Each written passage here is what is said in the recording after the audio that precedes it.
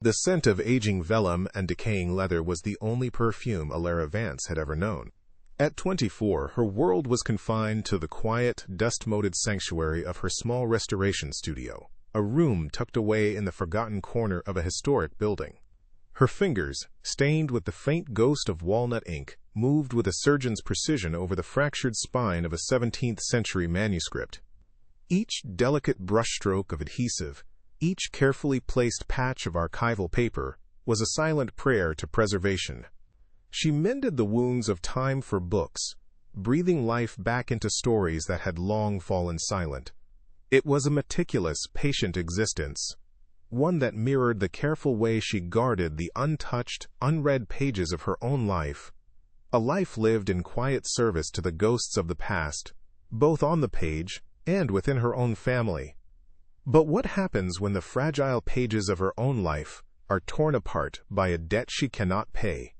If you want to know how her silent world is about to be shattered, watch until the end. I invite you to subscribe to the channel and comment on where you are watching from. We continue. Alara Vance was a creature of habit and history, a young woman whose soul felt more at home in the silent corridors of the past than in the loud, demanding present. Her profession as a restorer of rare manuscripts was less a career choice and more an innate calling, a retreat into a world where everything was tangible, ordered, and had a story to tell. She understood the language of foxed paper and brittle bindings far better than the coded pleasantries of modern conversation. This quiet existence had built a delicate fortress around her, a shield of routine and solitude that protected her from the overwhelming chaos of a world she felt ill-equipped to navigate. Her days were a metronome of quiet focus, a deliberate choice to live in monochrome, fearing the vibrant, unpredictable splash of color that real life threatened to bring. Her virginity was the most fortified chamber within this fortress, a deeply personal state born not of religious dogma but of a profound, almost painful romanticism. She harbored a secret, fiercely guarded belief that intimacy was a sacred communion, an act of absolute trust and vulnerability that she had never felt safe enough to explore. It was the final, untouched part of her, a testament to a soul that yearned for a connection so deep it transcended the physical, yet was paralyzed by a paralyzing fear of being broken. In a life where so much of herself had been given away to duty and obligation, this one piece of her remained sovereign, a silent, unopened manuscript waiting for a reader who would handle her with the same reverence she gave to her most precious books. This life of quiet repression was not entirely her own creation. It was a legacy inherited, a duty she accepted with the same silent resignation with which she faced each sunrise. She was the sole pillar supporting the crumbling facade of her family's name, a name once associated with academic prestige but now synonymous with genteel poverty. Her own dreams of studying art in Florence, of traveling to see the libraries of the world, had been carefully packed away like treasured heirlooms, too precious and impractical to be exposed to the harsh reality of their finances. This sacrifice had carved a hollow space within her, a quiet, aching void filled with the ghosts of the lives she could have lived, a constant, low hum of longing that was the soundtrack to her solitary days. She lived and worked in the city's historic district, a labyrinth of cobblestone streets and ivy-choked brownstones that seemed to resist the relentless march of time. The beauty of the neighborhood was a cruel deception, its old-world charm masking a pervasive sense of decay. The ivy that clung to the brickwork was like her own sense of duty, a thing of beauty that was slowly, inexorably pulling the foundations apart. This genteel poverty was a constant, suffocating presence, a daily exercise in maintaining appearances, while the floorboards creaked with the weight of unpaid bills and unspoken anxieties. Her world was a beautiful, fragile cage, gilded with history, and locked by a sense of inescapable obligation to a father whose poor decisions had become her life sentence. Beneath the surface of the city's polite society, an invisible power pulsed like a dark, hidden heart. It was a silent, pervasive force that dictated fortunes, settled disputes, and cast long, chilling shadows into the most brightly lit corners of commerce and politics. People didn't speak of it directly, but they moved around it, their conversations carefully skirting the edges of its influence. It was in the sudden closure of a rival business, the hushed whispers about a politician's abrupt resignation, the palpable fear in the eyes of a shopkeeper who was late on a payment. This unseen dominion created an undercurrent of tension that everyone felt but no one dared to name, a silent, suffocating web of control that held the entire city in its grasp. And Alara was about to discover her family had been caught in its most unforgiving threads. As evening bled purple and orange across the sky, casting long shadows through the grimy panes of her studio window, Alara placed a weighted press over her latest repair. The silence that descended was heavy, no longer a comfort but a companion to her loneliness. She was a restorer who couldn't mend the broken parts of her own life, a guardian of stories who was too afraid to start her own. She was trapped not by walls of brick and mortar, but by intangible bars of love, loyalty, and a deep-seated fear of the unknown. She felt a tremor of premonition, a cold certainty that the fragile piece she had so painstakingly constructed was about to be irrevocably shattered, and the silence she had mistaken for safety was merely the deep breath a predator takes before it strikes. The Vance family home was a mausoleum of past glories, a place where the air itself seemed heavy with the dust of unfulfilled potential. Situated on a respectable but fading street, the house retained the elegant bones of its prosperous past, but the flesh had long since withered. Sunlight struggled through grimy, leaded glass windows, illuminating the worn paths on the Persian rugs and the faint outlines of long-gone paintings on the damask wallpaper. Every object whispered a story of decline: the chipped porcelain on the mantelpiece, the tarnished silver candlesticks that hadn't been polished in a decade, the grand piano in the parlor that sat perpetually out of tune. For Alara, this house was not a home but a constant physical reminder of the legacy she was tasked with upholding. A beautiful, fragile structure that was slowly collapsing under the weight of its own history, much like her father. Her father, Arthur Vance, was a man hollowed out by his own intellect. Once a promising academic with a passion for antiquarian history, his ambition had curdled into a series of disastrous financial ventures. He had tried to leverage his knowledge into a business, but he lacked the ruthlessness for the modern world. Now he spent his days in his dusty study, surrounded by the very books that had once been his inspiration and were now silent witnesses to his failure. Alara would often find him staring at ledgers with the vacant expression of a man lost at sea, his shoulders slumped in a permanent posture of defeat. Her love for him was a fierce, protective thing, but it was tangled with the heavy chains of responsibility for mistakes that were not her own, a debt of loyalty she felt compelled to pay. Her mother, Eleanor, was the architect of their social survival, a woman who wielded politeness like a weapon and appearances like a shield. While Arthur retreated into his failures, Eleanor fought to maintain the illusion of their standing. Her days were a frantic, exhausting performance of genteel respectability, hosting tea parties with chipped cups and carefully steering conversations away from their financial realities. She saw Alara's quiet beauty and untouched nature not as qualities of her daughter's character, but as their single remaining asset. Her conversations with Alara were a delicate tapestry of hints and pressures, weaving a narrative where a strategic marriage was not just a possibility, but a daughter's sacred, unspoken duty to rescue them from the oblivion they were slowly spiraling toward. Alara's daily routine was a pilgrimage of solitude, a path worn smooth by repetition. Each morning she would walk the 10 blocks from her family's decaying townhouse to her small studio, the journey itself a microcosm of her confined existence. The cobblestones under her worn leather boots were uneven and treacherous, a constant reminder to watch her step, to not look too far ahead. The faces she passed were familiar: the baker dusting flour from his apron, the florist arranging wilting bouquets, the other residents of the historic district who exchanged polite, knowing nods. They were all playing a part in the same quiet drama of preserving the past. This walk was both a comfort and a curse. A predictable rhythm that kept the chaos of the world at bay, but also reinforced the invisible walls that enclosed her life. The first crack in this carefully constructed world appeared not with a bang, but with the soft whisper of expensive paper. An envelope, thick and creamy, with a severe embossed crest she didn't recognize, arrived one afternoon. It was not a bill. It lacked the desperate transparency of a final notice. This was something else entirely. Her father intercepted it from the postman, his hand shaking so violently that the crisp paper rattled. He retreated into his study without a word, and the silence that followed was heavier and more suffocating than any before. Alara felt a cold, dread coil in her stomach. It was the kind of silence that precedes an execution, the moment the world holds its breath before the blade falls, signaling the end of their fragile peace.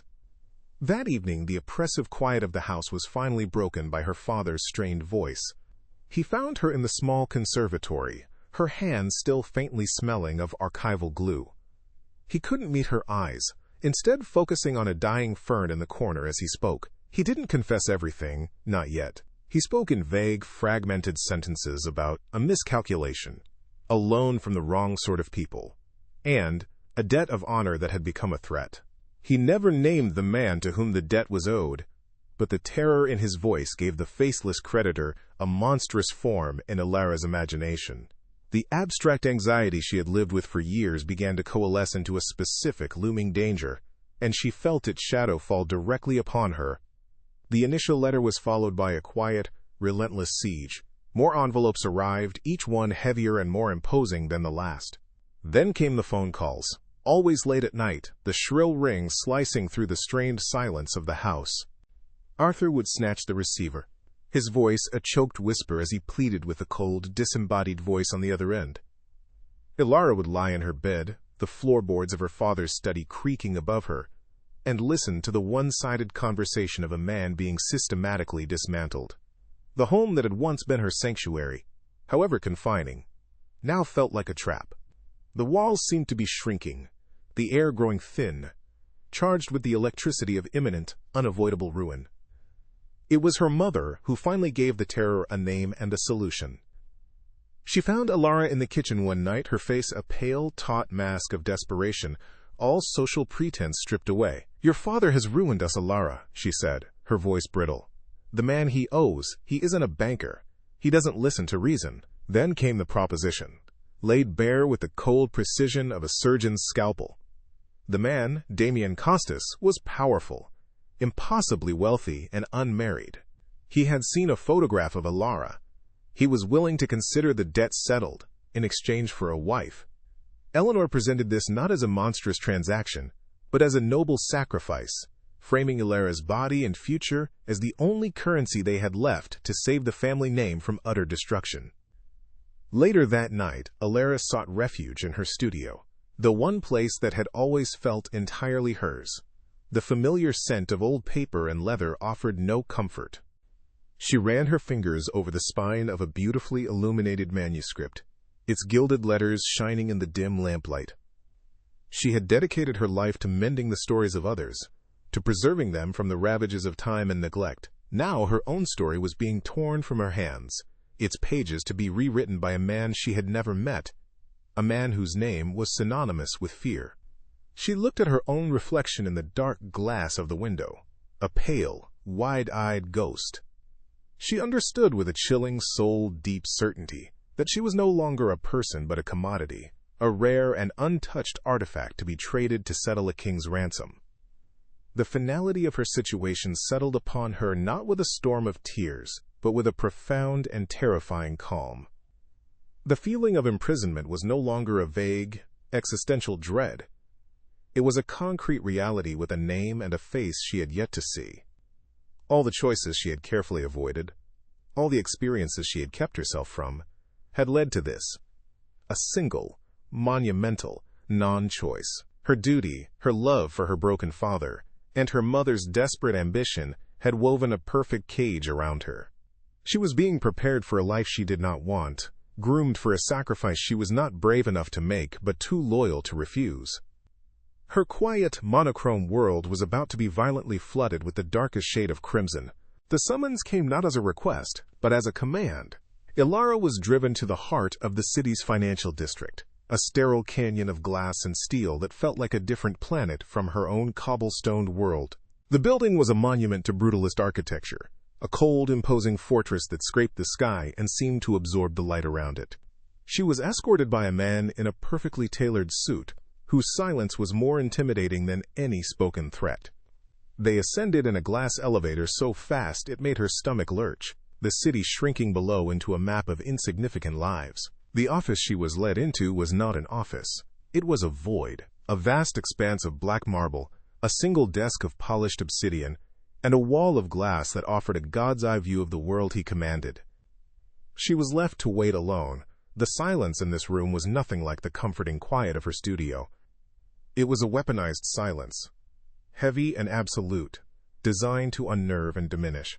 There were no books, no art, no personal effects, only power, distilled into its purest, most inhuman form.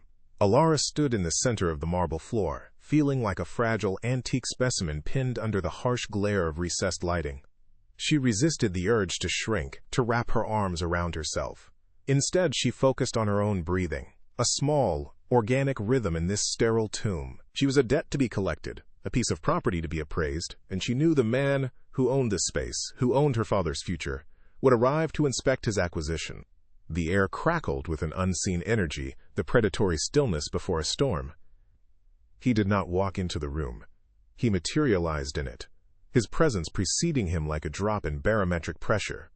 Damien Costas was taller than she had imagined, his frame encased in a suit so dark it seemed to drink the light. He moved with a lethal, fluid grace, a panther in a cage of his own design. He didn't look at her immediately, his attention fixed on some document on his desk, a deliberate act of dominance that established her as secondary to his business. The only sound was the soft click of his polished leather shoes on the marble. Ilara's heart hammered against her ribs, a frantic bird beating its wings against a cage. This was him, the specter from her father's terrified whispers, the architect of their ruin, made flesh. He was the embodiment of the cold, unseen power that had held her city in its grip. Finally, he lifted his head, and his eyes found hers across the vast, empty space. They were the color of a winter sky just before a blizzard, a pale, chilling gray that held no warmth, no flicker of emotion. It was not a gaze of cruelty or malice, but something far more terrifying. Assessment. He looked at her the way she might examine a damaged manuscript, noting its flaws, its value, its potential for restoration or ruin. In that single protracted moment she felt utterly transparent, as if he could see every fear, every secret, every untouched corner of her soul. She felt the blush of shame creep up her neck, not for her virginity, but for her powerlessness. She was an open book to a man who would never reveal a single line of his own story. His voice, when it came, was a low, resonant baritone as devoid of inflection as the room around him. "Miss Vance," he stated, not as a question but as a confirmation of fact. He didn't rise, didn't offer a hand, didn't make any concession to social grace. He gestured to the single, severe chair opposite his desk. "Please." The word was not a courtesy, it was an order. Ilara moved, her legs feeling unsteady, as if walking through deep water. The journey across the marble floor felt like a mile. She sat, her back ramrod straight, her hands clenched in her lap to still their trembling. He watched her every movement, his expression unreadable, his stillness a stark contrast to the storm of terror and defiance raging within her. He commanded the silence, shaping it into a tool of interrogation. He slid a leather-bound folder across the polished expanse of the desk. It stopped perfectly, inches from her hands. "The terms of my arrangement with your father," he said, his voice flat. "They are non-negotiable." Ilara stared at the folder, at the stark, elegant crest embossed in gold. It felt heavier than any book she had ever held, its contents more binding than any ancient curse. She knew, without opening it, that it contained the blueprint for the rest of her life, a contract written in the ink of her family's desperation and her own sacrifice. To touch it would be to accept it. To open it would be to surrender. The restorer in her, the part that revered the sanctity of the written word, recoiled from this document that sought not to preserve a life, but to cage one. As the silence stretched, thick and suffocating, Ilara forced herself to look at him again, trying to find a crack in the marble facade. And for a fleeting second, she saw it. It wasn't in his eyes, but in the faint tension around his mouth, the almost imperceptible weariness in the set of his shoulders. She saw a man who slept little, who trusted no one, who lived in a self-imposed exile of power and control.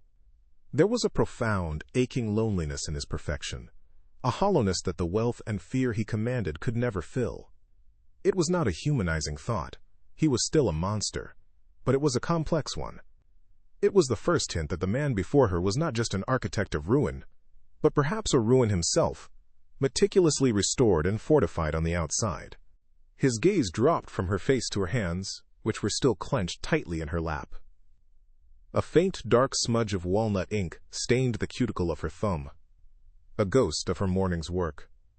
"You mend old things," he observed, his voice holding a new, curious edge. It wasn't a question. It was a statement of fact that told her he knew more about her than just her name and her father's debt. He knew her sanctuary, the one place she felt whole. The observation felt like a violation, a trespass into the only corner of her life that was truly hers. He was showing her that no part of her was off limits, that his knowledge was as far-reaching as his power. He was not just buying a wife, he was acquiring a life, complete with its history and its passions. A spark of defiance, small but fierce, ignited within her. She would not be catalogued and filed away so easily. She slowly unclenched her fists, deliberately placing her hands on her lap, the ink stain visible. "I preserve stories," she corrected him, her voice barely a whisper, yet it cut through the oppressive silence of the room with surprising clarity. It was a reclamation of her identity, a small but vital distinction. She was not a mender of objects. She was a guardian of legacies, of narratives, of the very soul of the past. For the first time since he had entered the room, something shifted in his expression, a flicker of something unreadable. Not surprise, not annoyance, but perhaps a sliver of intrigued respect passed through those cold, gray eyes before the mask of indifference slammed back into place. He leaned back in his chair, the slight movement a signal that the audience was over. The flicker of interest was gone, replaced by the cool finality of a businessman closing a deal. "Your father has until Friday to accept the terms on your behalf," he said, his tone leaving no room for argument. "After that, my methods of collection become far less civilized." The veiled threat hung in the air, a chilling promise of the violence that underpinned his entire empire. He stood, a silent dismissal. Ilara rose on shaking legs and walked out of the room, not looking back. She didn't have to.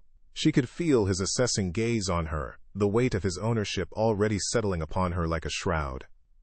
The first contact was over, and the contract, signed or not, had already been sealed.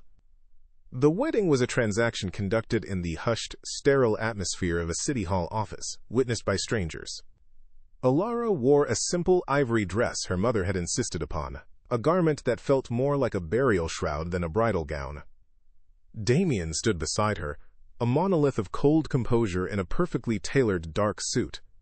He spoke his vows in a low, even tone that betrayed no emotion, his words a contractual obligation rather than a sacred promise. When he slid the ring, a band of platinum, heavy and unadorned, onto her finger, its cold weight felt like a manacle. She did not look at him. She stared at a crack in the plaster on the far wall, focusing on that small imperfection to keep from shattering into 1,000 pieces. She was no longer Ilara Vance. She was a clause in a contract, an asset transferred. His mansion was not a home, it was a monument to emptiness, a sprawling mausoleum of polished marble, dark wood, and vast panes of glass that overlooked the city like the unblinking eyes of a predator. The silence within its walls was a living entity, deep and suffocating, swallowing the sound of her footsteps as a silent butler led her through echoing halls. There were no photographs, no clutter, no signs of a life lived. Only exquisite, soulless art and furniture arranged with geometric precision. It was the physical manifestation of the man himself, imposing, immaculate, and utterly devoid of warmth. Ilara felt like a ghost haunting a place where no one had ever truly lived, her presence a fragile, organic anomaly in a world of cold, hard surfaces. This was her gilded cage, and its beauty was the cruelest part of the sentence. That night, he led her not to a shared marital chamber, but to a suite of rooms that was to be hers alone. The space was opulent, decorated in muted tones of cream and silver, but it felt as impersonal as a luxury hotel. She stood frozen by the door, her body rigid with a terrible anticipation, bracing for the consummation that was surely his right. He stopped several feet from her, his presence dominating the room. He didn't move closer. Instead, he reached into his pocket and produced a single, ornate, silver key. "This is for the adjoining door to my suite," he said, his voice a low rumble in the silence. "It locks from your side. You are the only one who has a key." He placed it on a small mahogany table near the door, and left without another word, closing her door softly behind him. Elara stared at the key, its silver form gleaming under the soft lamplight. It was an object of impossible contradiction. She was his prisoner, his property, bought and paid for with her father's freedom, yet he had just handed her the one thing she thought she had lost forever: a choice. The key represented a boundary, a line he would not cross without her permission. It was a gesture of control, but the control was hers. Was it a test? A form of psychological torment? Or was it something else entirely, an unexpected, unnerving act of restraint from a man she believed to be a monster? She picked it up, the metal cool against her trembling palm. It was a small, solid piece of her own will in a life that was no longer her own, and its weight was both a comfort and a terrifying burden. The first days of their marriage were a study in silent coexistence. Damien was a ghost in his own house, leaving before she woke, and returning long after she had retreated to her rooms. Left to her own devices, Elara explored the vast, empty mansion and discovered the library. It took her breath away. It was not just a collection of books, it was a sanctuary curated for her. Floor-to-ceiling shelves held first editions of the Romantic poets, rare treatises on paper conservation, and leather-bound volumes on the art of illumination, subjects she had only ever dreamed of studying. He had not just bought her a library, he had researched her soul and given it a physical form. This was not the act of a simple captor. It was the calculated, deeply unsettling gesture of a man who saw her not just as a body, but as a mind. This knowledge became the new center of her emotional turmoil. The library was a magnificent gift, a paradise for the woman she was, but it was also the most beautiful bar on her cage.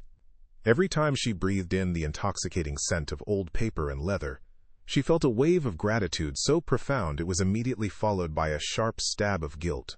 He was seducing her with the very essence of her being, making her prison so comfortable, so perfectly tailored to her desires, that she might forget she was a prisoner at all. She began to spend her days there, losing herself in the stories on the shelves, all the while fighting the dangerous, creeping feeling that the man who had imprisoned her was the only person who had ever truly seen her. Their first dinner together was an exercise in excruciating tension. They sat at opposite ends of a dining table long enough to host a state banquet, the vast expanse of polished mahogany a chasm between them. Servants moved with ghostly quiet, serving course after course of exquisite food that tasted like ash in Elara's mouth. The only sounds were the faint clink of silver on porcelain. She risked a glance at him and found his gray eyes already on her. He wasn't eating, he was watching her, his expression as unreadable as ever. The intensity of his gaze was a physical force, stripping away her defenses layer by layer.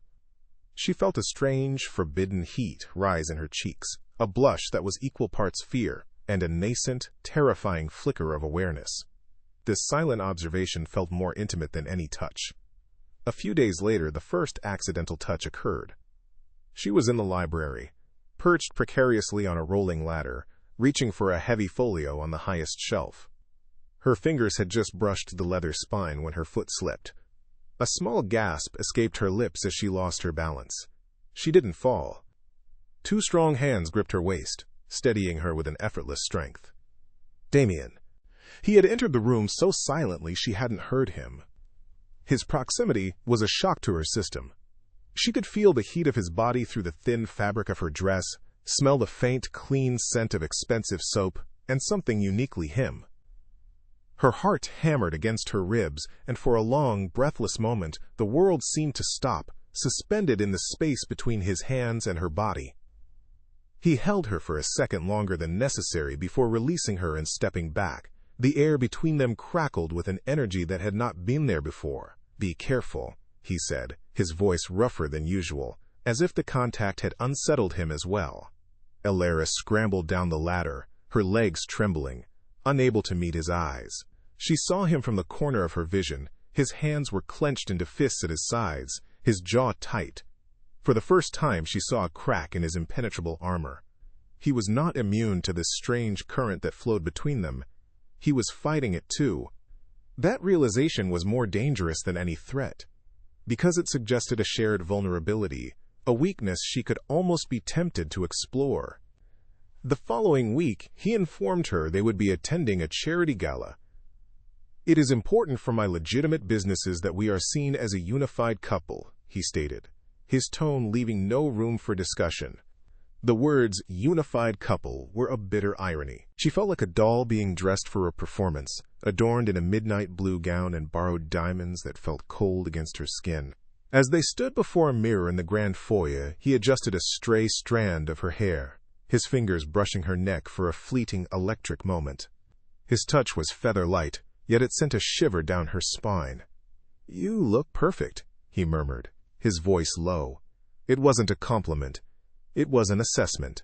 His perfect, pristine asset was ready for display. The gala was a glittering pit of vipers. Men with predatory smiles, and women with eyes like chips of ice appraised her, their polite inquiries laden with unspoken questions. Ilara felt exposed, a fragile lamb thrown into a wolf pack. She stayed close to Damien's side, his imposing presence her only shield. During a lull in the conversation, a rival of Damien's, a man with a cruel mouth and reptilian eyes, leaned in close to her. "You must be very brave to marry into the Costas family," he whispered, his breath smelling of stale champagne. "Or very foolish. Let's hope for your father's sake that your husband's fortunes continue to rise." The veiled threat was unmistakable, a cold sliver of ice sliding into her heart. The glittering ballroom suddenly felt like a battlefield. Before she could even process the fear, she felt Damien's hand cover hers where it rested on the white tablecloth. It was not a gentle, reassuring touch. His grip was firm, possessive, an unbreakable band of steel around her much smaller hand. He didn't look at her, his cold, gray eyes fixed on the rival with an expression of such lethal promise that the other man paled and quickly excused himself. Damien said nothing, but his hand remained over hers, his thumb stroking slowly, almost absently, over her knuckles. The gesture was a silent, brutal declaration to the entire room. "She is mine. Threaten her, and you threaten me." The raw, primal possessiveness of the act sent a dizzying, terrifying thrill through her. In that single, sustained touch, Ilara's world tilted on its axis. She was sitting beside a man who dealt in fear and violence, a man who had bought her life and trapped her in his. Yet in that moment, with his hand covering hers, she had never felt more protected. He was the storm and the shelter, the poison and the antidote. This paradox was the heart of her dilemma. The fear she felt for him was becoming tangled with a dangerous dependency, a strange sense of belonging to this powerful, dangerous man who was, in this treacherous world, her only defender. The warmth from his hand seeped into her skin, a forbidden comfort that both horrified and captivated her, making her question what she truly feared more: his world, or the part of herself that was beginning to want him. The car ride back to the mansion was shrouded in a thick, charged silence. The city lights blurred past the tinted windows, but Ilara saw none of it. She was acutely aware of him beside her in the dark, the faint scent of his cologne, the sheer physical presence of him that seemed to consume all the air in the vehicle. She could still feel the phantom pressure of his hand on hers, the ghost of that protective grip. She stole a glance at his profile, illuminated by the passing streetlights. His face was a mask of stone, but she sensed the tightly coiled violence beneath the surface, a controlled rage that had been provoked on her behalf. He was her captor, yet someone had threatened his possession, and for that, there would be a reckoning. She was the cause of a war she didn't understand. Later that night, unable to sleep, she wandered the silent halls of the mansion. The moonlight streamed through the tall windows, painting the marble floors in stripes of silver and shadow. Drawn by a sliver of light from under a door, she found herself outside his study. Peeking through the small gap, she saw him. He wasn't working. He was standing by the window, a glass of amber liquid in his hand, staring out at the sleeping city. His shoulders were slumped in a way she had never seen. The rigid lines of his posture softened into something that looked like exhaustion or profound grief. In that unguarded moment, the powerful mafia boss was gone. In his place was a solitary, haunted man, a lonely king surveying an empty kingdom. She saw the ghost of the wounded boy he must have been, and her heart ached with a forbidden, dangerous empathy. That single, stolen glimpse of his vulnerability was a turning point. The carefully constructed walls she had built around her heart began to crumble. The dilemma was no longer a simple matter of survival versus submission. It had become a war between the woman she was supposed to be, dutiful, pure, and afraid, and a woman she didn't recognize, one who felt a magnetic pull toward the darkness she saw in him, because she now suspected it mirrored a loneliness deep within herself. To desire him felt like a betrayal of her own soul, a surrender to the very forces that had shattered her life. And yet, to deny the complex, growing connection between them felt like a different kind of death, a slow suffocation in a cage of her own making. She returned to her suite, her mind a whirlwind of conflicting emotions. She walked over to the mahogany table where the silver key still lay. Picking it up, she went to the adjoining door that separated her world from his. Her reflection in its polished wood was that of a stranger with wide, haunted eyes. The key in her hand felt impossibly heavy, no longer a symbol of control, but of a monumental, life-altering choice. To leave the door locked was to cling to the fragile remnants of her old self, to remain the victim, the pristine artifact in the glass case. But to turn the key, to open the door, that would be an act of transgression, an admission of desire, a terrifying step toward embracing the man inside the monster. Her hand trembled as she lifted it toward the lock. Her fingers, cold and trembling, closed around the silver key. It was no longer a symbol of his restraint, but a test of her own courage. Every instinct screamed at her to retreat, to lock the door and throw the key into the darkest corner of the room, preserving the last untouched part of herself. But the image of him in the study, a lonely king in a kingdom of shadows, haunted her. That glimpse of his profound solitude had struck a resonant chord deep within her own. This was not about him, not entirely. This was about her own choice to step out of the monochrome existence she had curated. To turn the key was to tear the first page of a new, terrifying story, one she would write for herself.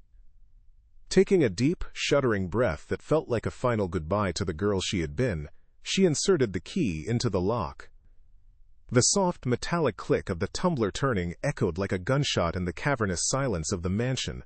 It was the sound of a boundary being irrevocably crossed. She pushed the door open, her heart a frantic drum against her ribs. His suite was a world away from the curated perfection of the rest of the house.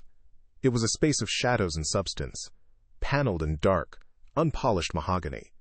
A scent of old leather, cedar, and the faint, sharp tang of whiskey hung in the air, the scent of him. A worn Chesterfield sofa faced a cold fireplace, and a single glass sat on a nearby table, half full of amber liquid. On a bookshelf, amongst imposing business ledgers, sat a handful of worn paperbacks, their spines creased with use. It was the room of a man, not a myth, and its quiet, lived-in disarray was more intimidating than any sterile opulence. He was there, standing by the vast window that overlooked the glittering, indifferent city, his back to her. He didn't turn at the sound of the door, but she saw his entire body go rigid, the muscles in his back bunching under the fine fabric of his shirt. He knew she was there. The silence stretched, thick, with a tension so palpable it felt like a physical force pressing on her chest. He was giving her the chance to retreat, to close the door, and pretend this transgression had never happened. But she held her ground, her bare feet silent on the cool wood of the floor. This was her choice, and she would see it through. Slowly, as if moving against a powerful current, he turned to face her, his expression an unreadable mask of stone, but his gray eyes were a swirling storm of shock, and something she couldn't dare to name. She walked toward him, each step a deliberate act of defiance against the fear that threatened to paralyze her. The moonlight streaming through the window cast her in a silver glow, illuminating the simple white silk of her nightgown, making her appear ethereal, a ghost stepping out of a dream. She stopped just beyond arm's reach. close enough to feel the dangerous energy radiating from him. "I thought," she began, her voice a fragile whisper that still carried the weight of her conviction, "that you might be lonely." The words were simple, impossibly naive, yet they were the truest thing she could offer. It wasn't an accusation or a seduction. It was an acknowledgement of the wound she had seen in him, the same wound that ached within her own soul. She was offering not her body, but her presence against the crushing emptiness of his world. For a moment he looked as if she had physically struck him. A muscle jumped in his jaw, and his hands clenched into tight fists at his sides. His control, the iron armor he wore like a second skin, fractured before her eyes. "You have no idea what you are doing," he rasped, his voice a low, gravelly thing, torn from the depths of his being. "I am not a man you save, Elara. I am the ruin you should run from. Get out!" The words were a harsh command, but his eyes told a different story. They were pleading with her, begging her to save herself from him. It was a desperate, selfless act of protection from a man who had only ever known how to possess and destroy. He was trying to be the monster to scare her away, but she had already seen the man cowering inside. She did not run. Instead, she took the final, terrifying step that closed the space between them. She was so close now she could see the faint lines of exhaustion etched around his eyes, the subtle tremor in his clenched jaw. Slowly, her own hand still trembling, she lifted it and placed her palm flat against his chest. His heart hammered against her hand, a wild, frantic, trapped thing, its rhythm a stark betrayal of his stony facade. The contact was electric, a jolt of pure, unadulterated life. "I'm not running anymore," she whispered, her gaze holding his, refusing to let him look away. "I am tired of being afraid." In that instant, she wasn't the virgin bride or the pawn in his game. She was a woman claiming her own power, choosing to face the storm rather than hide from it. That was what finally broke him. A raw, guttural sound tore from his throat, a sound of anguish and surrender. His hands came up to frame her face, his grip firm, possessive, his thumbs stroking her cheekbones with a desperate, reverent tenderness that contradicted the raw hunger in his eyes. He lowered his head and his mouth crashed down on hers. It was not a gentle kiss. It was a brutal, starving claiming, a violent collision of loneliness and longing. It was the taste of whiskey and desperation, of years of iron control shattering into a million pieces. It was a kiss that spoke of violence and power. But beneath it all, there was a current of profound, aching vulnerability. A silent plea to be seen, to be touched, to be felt. She did not just endure it, she met it. A fire she never knew she possessed erupted within her, and her arms snaked around his neck, her fingers tangling in his dark hair, pulling him closer. She kissed him back, with all the pent-up passion of a life lived in the margins, all the silent yearning of a romantic soul that had been locked away. This was not a surrender of her body, but an unleashing of her spirit. It was a frantic, desperate communication beyond words, a language of shared damage and forbidden hope. The kiss deepened, becoming less of an assault and more of a frantic mutual exploration, a desperate attempt to map the contours of each other's brokenness and find a place where their jagged edges might fit together. He was the one to break away, tearing his mouth from hers with a ragged gasp. He rested his forehead against hers, his powerful frame trembling with the force of his unleashed emotions. His eyes were closed, his face a portrait of exquisite torment. "Elara." He breathed her name, and it sounded like both a prayer and a profanity. The mask was gone, the armor dissolved. In its place was a man laid bare, his soul exposed and bleeding in the moonlight. "I'll hurt you," he choked out, the words raw and broken. "I don't know how. I've never known how to be gentle." It was the ultimate confession, an admission of his own monstrosity, a heartbreaking acknowledgement that he had never been given the tenderness he was now terrified of destroying in her. She pulled back just enough to meet his gaze, her own eyes shimmering with unshed tears. She saw not a killer or a kingpin, but a lost boy who had built a fortress around a shattered heart. She lifted a hand to his face, her touch soft against the rough stubble of his jaw, a gesture of such profound and unconditional acceptance that it made him flinch. "Then let me teach you," she whispered, and the words were a vow, a new contract written not in ink and fear but in empathy and a terrifying burgeoning love. She wasn't asking for gentleness. She was offering it.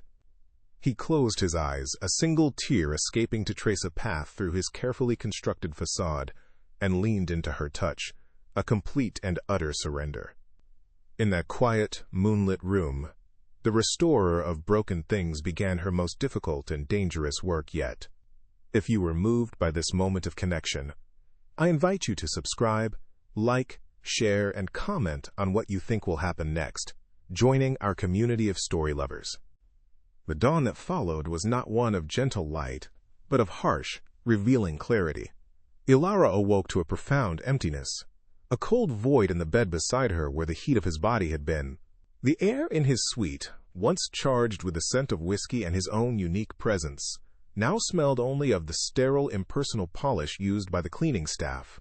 He was gone. It was not just an absence, but an erasure.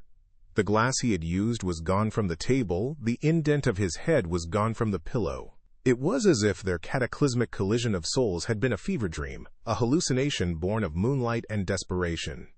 She was alone in the silence, the echo of his final, broken words, "I'll hurt you," hanging in the air like a prophecy that had already begun to fulfill itself. A chilling, surgical precision marked his withdrawal. He had not simply left the mansion. He had vanished from her world entirely. The silent butler informed her, with an impassive face that revealed nothing, that Mr. Costas had been called away on urgent, indefinite business. There was no note, no message, not even a relayed word of departure.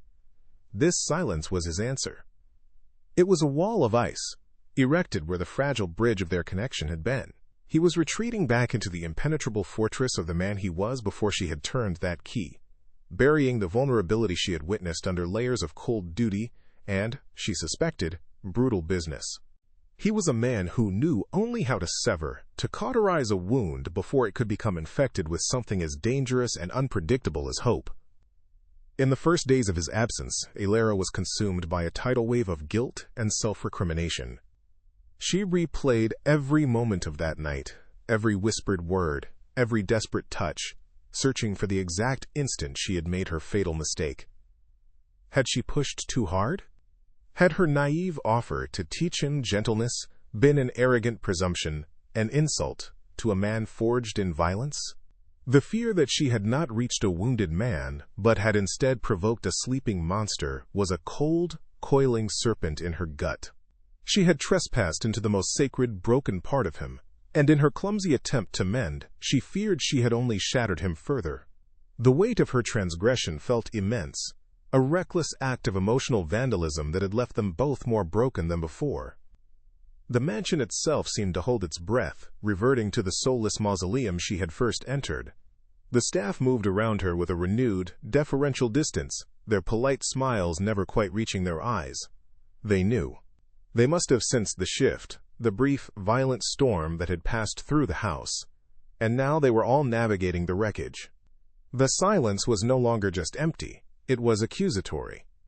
Every echoing footstep on the marble floors, every tick of the grandfather clock in the hall seemed to count the seconds of his absence, underscoring her profound isolation.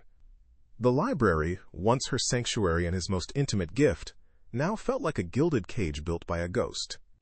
She was the sole occupant of a kingdom whose king had abdicated, leaving her to reign over an empire of shadows and silence.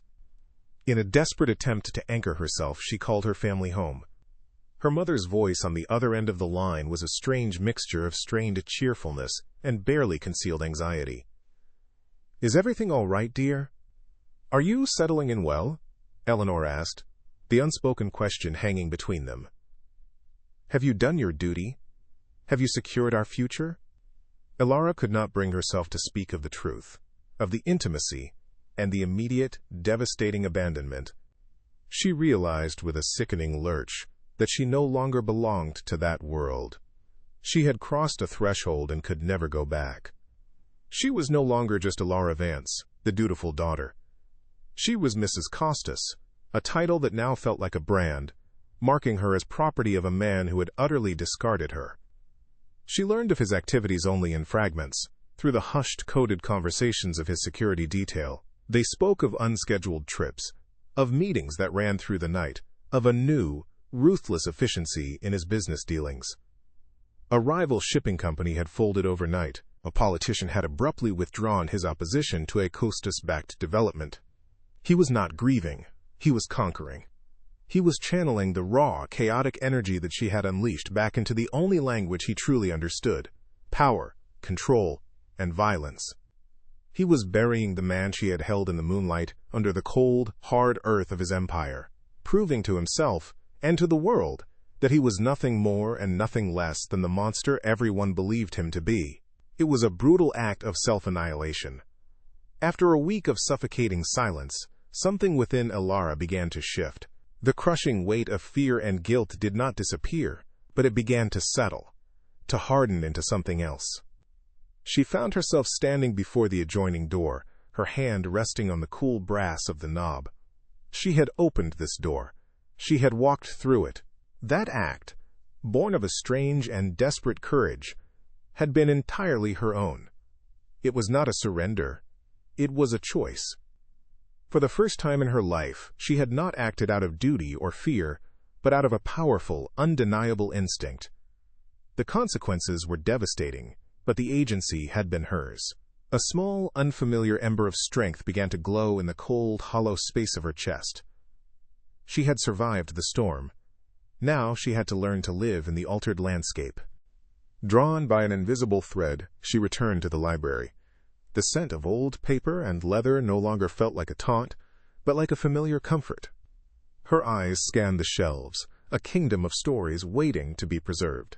She found what she was looking for in a dusty corner, a slim volume of Renaissance poetry, its spine completely severed, its pages loose and threatening to scatter. It was a book that most would have deemed a lost cause. She carried it to the large oak work table, the one she knew he had placed there for her. With methodical grace, she laid out her tools: the fine Japanese paper, the wheat starch paste, the bone folder. She would not fix this book. She would restore it.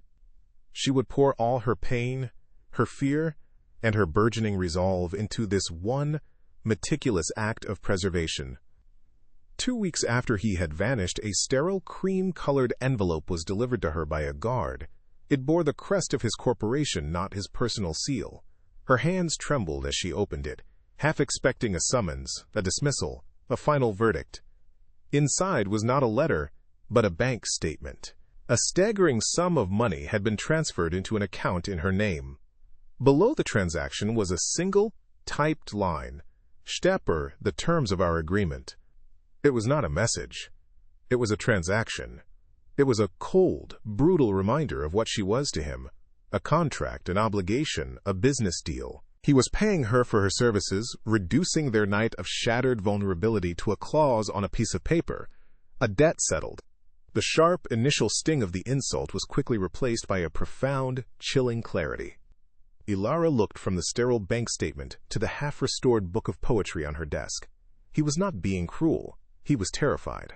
This was the only way he knew how to communicate, the only way he knew how to push her away to a distance where he believed she would be safe from the ruin within him. He was trying to rebuild the fortress she had breached, using the cold, hard bricks of his wealth. The pain of his rejection was real, a sharp ache in her soul, but it was no longer mingled with fear. She saw his retreat for what it was: the desperate act of a wounded animal. The chasm between them was now wider and deeper than ever, but she now knew, with a certainty that settled deep in her bones, that she was the only one who had ever been brave enough to cross it. Months passed, each one a silent, echoing beat in the vast emptiness of the mansion. Ilara did not crumble. Instead, she began to build. The library, his most calculated gift, became her sovereign territory, a world she remade in her own image. The scent of sterile polish was slowly replaced by the organic, comforting aroma of her work: wheat starch paste, aging vellum, and the faint, sweet smell of leather dressing. The book of Renaissance poetry, once a casualty of time, now rested on a velvet cloth, its spine flawlessly restored, its pages secure, its history honored, but its future preserved. The act had been a meditation, a slow, painstaking process of mending her own fractured spirit. The money he had sent remained in the bank, untouched and unacknowledged. It was his language, not hers. Her language was here, in the quiet, resilient strength of things brought back from the brink of oblivion. One night, as a violent thunderstorm lashed against the great glass windows, the world outside mirroring the chaos of the night she had gone to him, the house changed. The oppressive silence did not break, but its quality shifted, becoming heavy with a familiar, magnetic charge. She looked up from a delicate manuscript she was examining, her restorer's loop still in her hand, her heart beginning a slow, heavy thrum against her ribs. The air tasted of ozone and the cold, damp earth, a scent that clung to someone who had just come in from the storm. He was back. A primal instinct, a mix of terror and a strange, triumphant exhilaration seized her. She did not move from her chair. She would not seek him out. He had built this cage, and he had abandoned her in it. Now he would have to be the one to find his way back. The towering library doors swung open with a soundless, practiced ease. Damien stood on the threshold, a dark, imposing figure framed against the dimly lit hallway. He was not the immaculate, armored king who had left her. The rain had plastered his dark hair to his forehead, and his expensive coat was soaked through, dripping silently onto the polished marble. His face, illuminated by the warm lamplight from her desk, was a pale, stark canvas of exhaustion. His gray eyes, usually so cold and controlled, were a swirling storm of conflict and a raw, desperate weariness that seemed to have settled deep into his bones. He looked not at her, but at the room she had made her own. The organized, creative chaos of her tools, the stacks of books, the life she had breathed into this sterile space. He was seeing her soul, imprinted on the very walls of his fortress. He took a slow, deliberate step into the room, his gaze finally finding hers across the vast expanse of the work table. The air between them crackled, thick with months of unspoken words, unresolved pain, and the ghost of a single shattering connection. He didn't speak. He didn't have to. His eyes, stripped bare of their usual armor, conveyed a message more profound than any apology. She saw the ruin he had warned her of, but she also saw the man who had waged a brutal war against his own humanity and had returned, not in victory but in a state of unconditional surrender. He was a soldier coming home from a battlefield of his own making, his posture not one of command, but of a profound, soul-deep plea for an armistice, a place to finally lay down his weapons. His gaze dropped from her face to her hands, which rested protectively on the restored book of poetry. His eyes widened slightly as he recognized it, tracing the intricate, new gold leaf she had painstakingly applied to the healed binding. "You fixed it," he said, and his voice was a rough, broken thing, as if it had not been used for anything other than commands and threats for a very long time. The simple words were a confession, an admission, a testament to the destruction he believed he had wrought. He was not talking about the book. Ilara looked down at her own work, at the tangible proof of her resilience, then slowly lifted her eyes to meet his. "I didn't fix it," she replied, her voice quiet but unwavering. "I restored it. There's a difference." The distinction was everything. She did not erase the damage. She honored it, integrated it, and made the whole stronger than before. A fragile, unspoken understanding passed between them, more intimate than any touch, more binding than any kiss. He was the broken book, and she was the restorer. He took the final few steps, stopping on the opposite side of the massive oak table that separated them, his hands resting on the wood as if to anchor himself.